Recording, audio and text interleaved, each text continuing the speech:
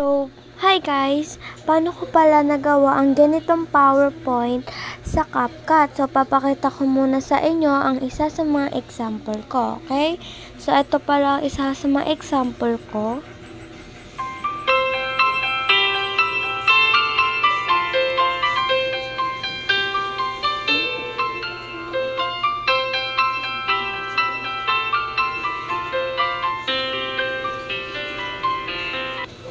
So, ayun pala ang isa sa mga example ko. So, bago ako mag-start is magpapakalala muna ako syempre. Hi, ako nga pala si Miyaka at ako ang magtuturo sa inyo kung paano gumawa ng PowerPoint gamit nga lang ang CapCut sa mobile phone. So, ganito lang siya kadali. Una, punta muna kayo kay CapCut. Tapos, in-new project nyo. Yan. Tapos, pumili na kayo ng kung ano-anong gusto nyong video na gamitin para magawa itong PowerPoint. So, pipiliin ko na ang aking napili. At, syempre, kailangan mo nga rin pala ng picture.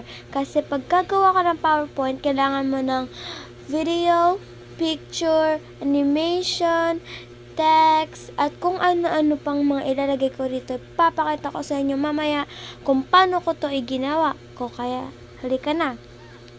So, naglagay na nga pala ako dito ng video and ng aking background mamaya. And add ko na.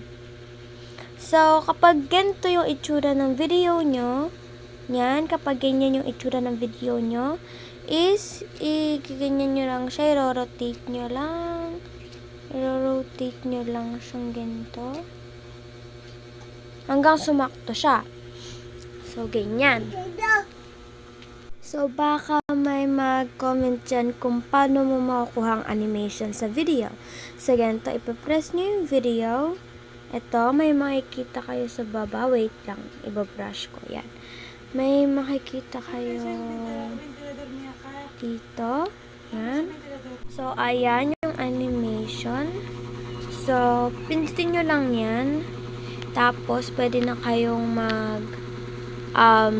magpili ng kung ano nang gusto yung animation. So, ang gusto ko ay eto. Tapos, eto namang nasa baba is, wait lang. Etong nasa baba na yan is, pwede nyo siyang pahintuin or bagalan. So, gawin ko ganyan. Yan. So, paano nga pala ako naglagay ng music sa PowerPoint? Ganito lang po siya. Mag-add lang po kayo ng audio. Ito po. Yan. Pindutin nyo. Tapos, pindutin nyo po tong sound. Pero, kung meron na kayong relaxing, smooth, and calm na music, pwede nyo naman siyang i-copy gamit ito. Yan, pwede nyo siyang gayahin sa video. So, ito, dito ako sa may healing. Pindutin ko na. And then, ito palang ginamit kong sound. Ito. So, ayan po yung ginamit kong sound. Tama. Ayan po. So, dahil na-add ko na yung sound ko, ganito po ang nakalabasan niya.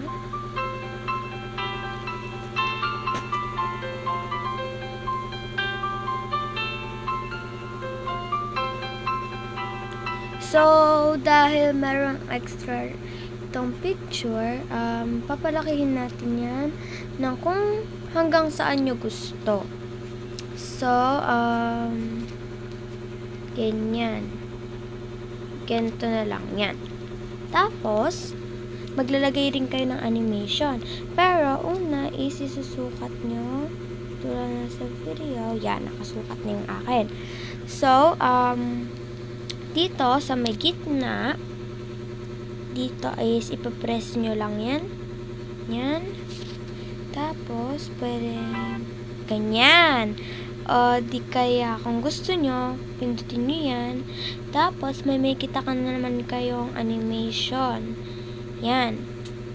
Tapos, pindutin nyo lang. And then, pwede kayong pumili lang kung anong animation nyo. Gusto ko ito, yan. Pero babagalan ko dahil gusto ko. Nakagawa na talaga ako ng PowerPoint ko and napasa ko na siya sa aking teacher dahil sa assignment ko ang PowerPoint. So, di ko alam kung babaguhin ko pa ba yung assignment ko or hindi na. So, ganito siya. Yan, di ba? Ang ganda. So, baka may magtanong, ate, saan nyo po ba nilagay yung picture? So, eto po, papakita ko po Yan.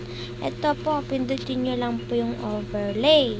Add overlay, and then punta sa photos, and then i-add nyo na yung kung anong gusto nyong photos. So, i-add ko tong photo. Yan. I-add ko siya hanggang dito sa dulo. Tapos, may adjust ko siya sa gusto ko. Tapos, pag masyadong mahaba o malaki ang iyong overlay o di kaya picture o photo, punta lang kayo sa pinakadulo dito sa ibaba. Tapos, pag may nakita na kayong edit, pindutin nyo yan. Tapos, pag may nakita kayo ditong crop, pindutin nyo. Yan. Pwede nyo siyang i-adjust ng gusto nyo or sa gusto nyong level, itsura, and weight. Yan, ina-adjust ko yung akin. So, ganito ko gusto gawin yan. Yan. Dahil, ginawa ko na yan, papalitin na natin siya. And, gusto ko siya ilagay dito sa gitna. So, dun pala sa video na pinakita ko sa inyo, sa gilid ko siya nilagay, pero ngayon, sa gitna na. So, baka may magtaka sa inyo, ate, paano po ba makukuha ang animation dyan sa picture? Katulad na sa video na pinakita nyo po kaganina. So, ganito lang po siya kadali. May makikita kayo dito sa baba ng animation. Ayan. Pindutin nyo lang yan. Ganyan. Tapos, magpipili lang kayo ng gusto nyong animation. Pero, ang pangit naman, kung pipiliin nyo pa rin paulit-ulit ang animation na ginamit nyo sa umpisa hanggang sa panghuli. Kaya kung ako sa inyo, pipili ako ng ibang animation. Ito.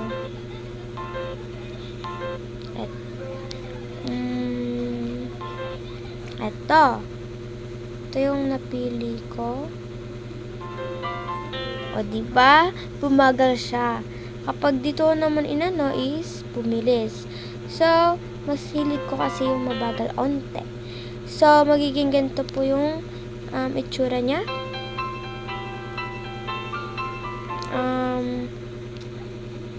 Adjust ko lang. O, yan. Tapos, may magtataka rin ulit siguro na, ate, paano po yung text? Yung text, madali lang yan. Ito yung text, diba? Pindutin nyo lang yung text. Tapos, pipindutin nyo rito yung add text. Tapos, add na natin yung text. Tapos, maglalagay kayo ng kung ano-anong gusto nyong sabihin. Basta, wag lang yung mga violence word. So, dahil ito ang aking theme, ilalagay ko is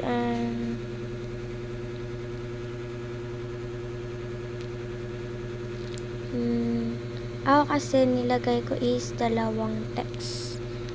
Kaya, bahala na kayo kung gusto nyo bang lagyan ng 2 text o 1 text yan. So, ito yung sa akin. Lalagyan ko ng animation, pwedeng in, out, and loop.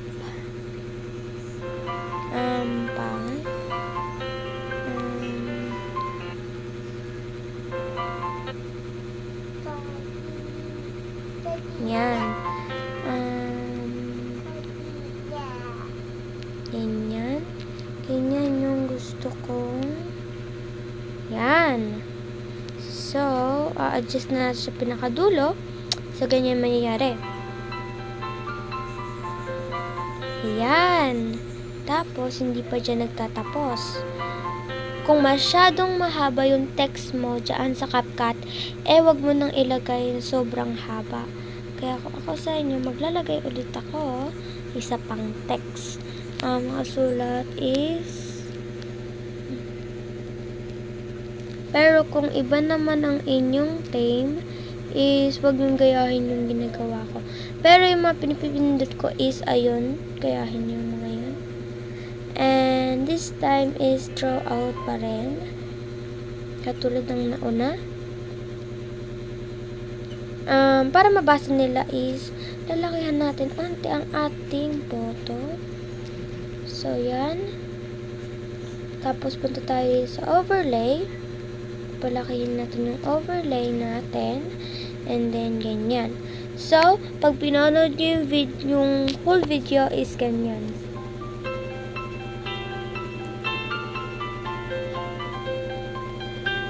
Dapat pala sa PowerPoint is kailangan mo ng video, picture, text, animation, and background. So, 5 yun, di ba? So, yeah. Gusto ko lang paalahanin sa inyo.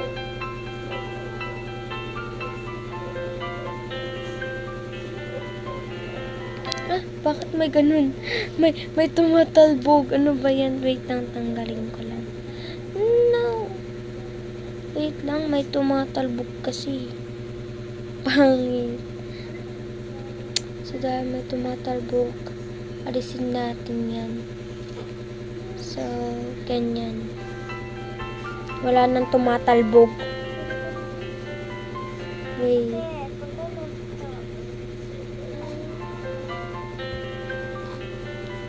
Masyadong mabilis to kaya... Oh my God! Masyadong mabilis kaya babagalan ko yung animation niya. Oh my God! Sorry guys. Miss me ko. So, dahil mabilis yung ano niya.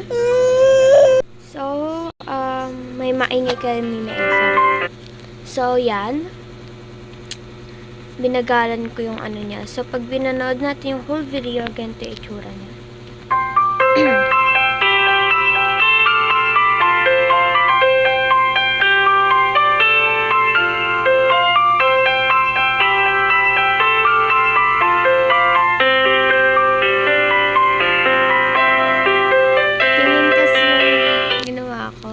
So, kapag may extra sound kayo, di na makita mukha ko. So, pag may extra music kayo is, gagawin nyo, iiklian nyo. Yung hanggang kung saan lang yung video. So, ganyan yung itsura niya.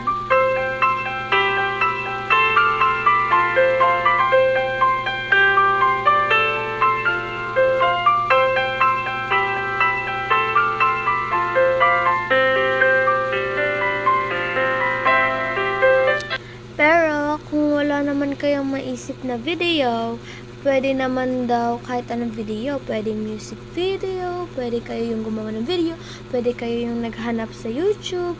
Pero di ko lang alam kung sa mga sports, mga ganon, mga lessons, ganon. Di ko lang sure kasi walang sinasabi yung teacher ko. Kaya di ko pa alam. So, ganun lang kadali maggawa ng PowerPoint dito sa CapCut, mobile phone, except kung laptop ka, hindi ko lang sure kasi di ako marunong gumawa ng PowerPoint doon. So, yeah. Ayun lang ang matutulong ko sa inyo guys ngayon. So, yeah. And sana naman natuto kayo sa aking pinagkagawa at sa aking mga mukha.